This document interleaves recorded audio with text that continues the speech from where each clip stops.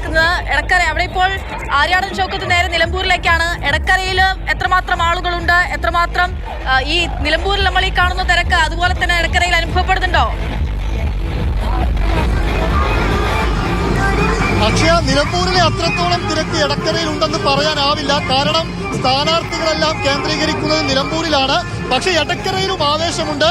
UDF camp വളരെ നേരത്തെ തന്നെ ട്രെയിനൊക്കെ കൊണ്ടുവന്ന് ആവേശം തുടങ്ങിയതാണ്. LDFന്റെ CPMന്റെ പ്രവർത്തകരുമൊക്കെ ഇപ്പോൾ സ്വരാജിന് വേണ്ടി ഇങ്ങോട്ടേക്ക് എത്തി ആവേശത്തിലേക്ക് കടക്കുകയാണ്. ചേട്ടാ, ഈ UDF ക്യാമ്പ് വളരെ നേരത്തെ തന്നെ ട്രെയിനൊക്കെ കൊണ്ടുവന്ന് ആവേശം തുടങ്ങിയല്ലോ. നിങ്ങൾ എത്തുന്നേ ഉള്ളൂ അല്ലേ? എത്തുന്നേ ഉള്ളൂ, വന്നോണ്ടിരിക്കുന്നേ ഉള്ളൂ. ആവേശം കാണുന്നില്ല എടക്കരയിൽ? അല്ല, ആവേശമുണ്ട്. ആവേശം വന്നോണ്ടിരിക്കുന്നതേ ഉള്ളൂ. ആൾക്കാർ വന്നോണ്ടിരിക്കുന്നേ ഉള്ളൂ. UDF ക്യാമ്പ് വളരെ നേരത്തെ തന്നെ ട്രെയിനൊക്കെ കൊണ്ടുവന്നു. അവർ ഇച്ചിരി നേരത്തെ വന്നതേ ഉള്ളൂ. നമ്മുടെ ആൾക്കാർ വന്നോണ്ടിരിക്കുന്നതേ ഉള്ളൂ. നിങ്ങൾക്ക് ഇതുപോലത്തെ സാധനമൊക്കെ ഉണ്ടോ? ട്രെയിൻ പോലത്തെ സാധനങ്ങളൊക്കെ ഉണ്ടോ? അത് അതിനെ കുറിച്ച് അറിയില്ല. എന്നാലും ആവേശത്തിനൊരു കുറവില്ല. ഒരു ജീപ്പ് മാത്രമേ ഉള്ളൂ. അവരുടെ വലിയ DJ ബോക്സ് ഉണ്ട്. DJ ബോക്സ് എല്ലാം വന്നോണ്ടിരിക്കുന്നതേ ഉള്ളൂ. അവർ സഖാവ് വന്നോണ്ടിരിക്കുന്നു, നിലമ്പൂരിൽ വന്നോണ്ടിരിക്കുന്നു. അവരെക്കാൾ ആവേശമായി മാറുമോ? തീർച്ചയായിട്ടും തീർച്ചയായിട്ടും.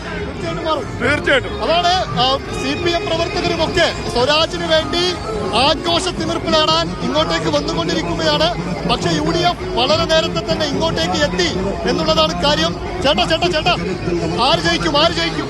ഇവിടെ ഇങ്ങനെ ഒരു ഇലക്ഷൻ വരാൻ കാരണം അൻവർ കാരണമാണ്. പക്ഷെ നിലമ്പൂർ നിയോജക മണ്ഡലം കേരളത്തെ ഞെട്ടിച്ചു. ഇവിടെ സ്വരാജ് ജയിക്കും.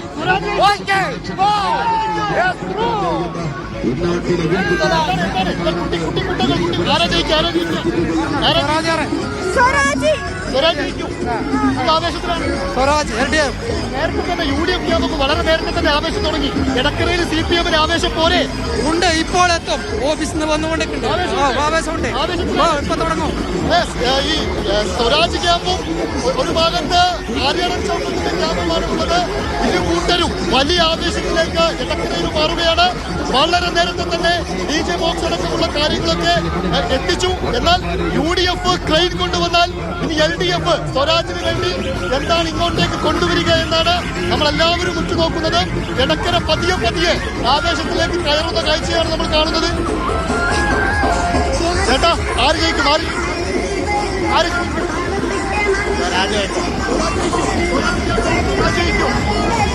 ഒന്നും പറയാൻ പറ്റില്ല സാറേ. എല്ലാരും തുല്യതയാണ്.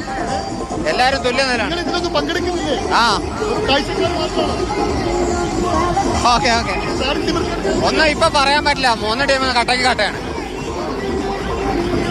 അങ്ങനെ വലിയ ആവേശത്തിലേക്ക് എടക്കരയിൽ എത്തുകയാണ്. വലിയ പോലീസ് വിന്യാസമൊക്കെ എടക്കരയിൽ വളരെ നേരത്തെ തന്നെയുണ്ട്.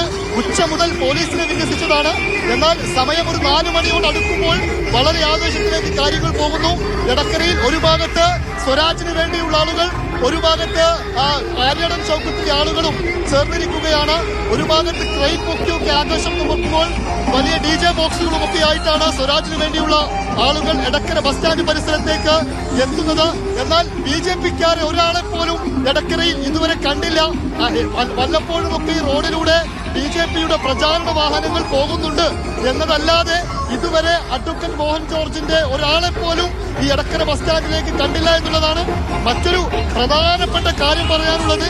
ഈ UDFന്റെ ക്യാമ്പിൽ വലിയ ആവേശത്തിലേക്ക് പോകുമ്പോൾ അവിടെ മുസ്ലിം ലീഗിന്റെ പ്രവർത്തകരും അതുപോലെ തന്നെ കോൺഗ്രസിന്റെ പ്രവർത്തകരുമൊക്കെ ഒന്നിച്ചിരുന്നുള്ള ആവേശമാണ്. ഈ എല്ലാ കാലത്തും ഈ UDF വലിയ ആഘോഷത്തിലേക്ക് പോകുമ്പോൾ പച്ചക്കൊടിയില്ല എന്ന് പറഞ്ഞ് വലിയ വിവാദങ്ങൾ ഉണ്ടാക്കാറുണ്ട്. എന്നാൽ അനേകം പച്ചക്കൊടികളും അതോടൊപ്പം തന്നെ കോൺഗ്രസിന്റെ ത്രിവർണ്ണ പതാകയുമെല്ലാം വാനിൽ ഉയർന്ന് പറക്കുന്ന കാഴ്ചകളാണ് ഇവിടെ എടക്കരയിൽ നിന്ന് നമുക്ക് കാണാൻ കഴിയുന്ന കാര്യം. എന്തായാലും ഇടയ്ക്കിടയ്ക്ക് അങ്ങിങ്ങായി SDPI കളത്തിലെ നമ്മൾ കണ്ടിട്ടില്ല. എന്നാൽ SDPIയുടെ 1-2 വാഹനങ്ങളൊക്കെ എടക്കരയിലൂടെ പ്രചാരണ വാഹനങ്ങൾ അങ്ങോട്ടും ഇങ്ങോട്ടും പോകുന്നുണ്ട്. പക്ഷേ ടോട്ടൽ നോക്കുമ്പോൾ എടക്കരയിൽ ഒന്നാകെ ചുവപ്പും കോൺഗ്രസിന്റെ പതാകയുമേന്തി വളരെ നിറഞ്ഞു കവിച്ച് നിൽക്കുന്ന ആവേശകരമായ കാഴ്ചയാണ്.